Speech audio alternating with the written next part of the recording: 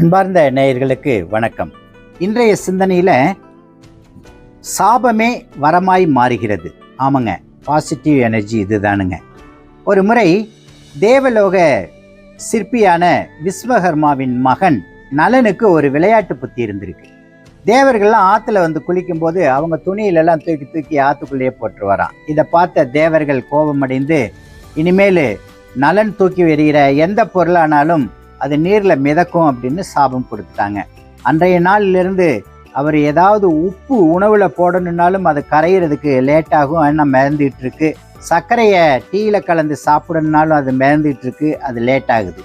இப்படியா அவர் கொஞ்சம் சிரமத்தை கடைபிடிச்சிட்டே வந்திருக்கிறாரு. அந்த நேரத்தில் ராமபிரான் சீதை பிராட்டியை சிறை எடுத்துட்டு போன ராவணன்கிட்ட இருந்து மீட்டுட்டு வரணும் அப்படிங்கிற முயற்சியில் ராமேஸ்வரத்துலேருந்து ஸ்ரீலங்காவுக்கு ஒரு பாலம் அமைக்கிறதுக்கான முயற்சி பண்ணுறாங்க.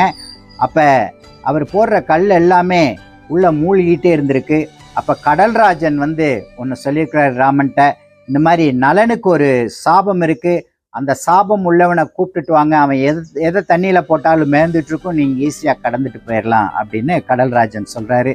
அதே மாதிரி ராமன் அவரை கூப்பிட்டுட்டு வந்து, நீங்கள் இந்த கல்லுகள் எல்லாம் எடுத்து இங்கே போடுங்க, அது நீங்கள் போடுறதெல்லாம் மிதக்கும், நாங்கள் நடந்து போகிறதுக்கு எளிதாக இருக்கும் அப்படின்னு சொல்கிறாங்க.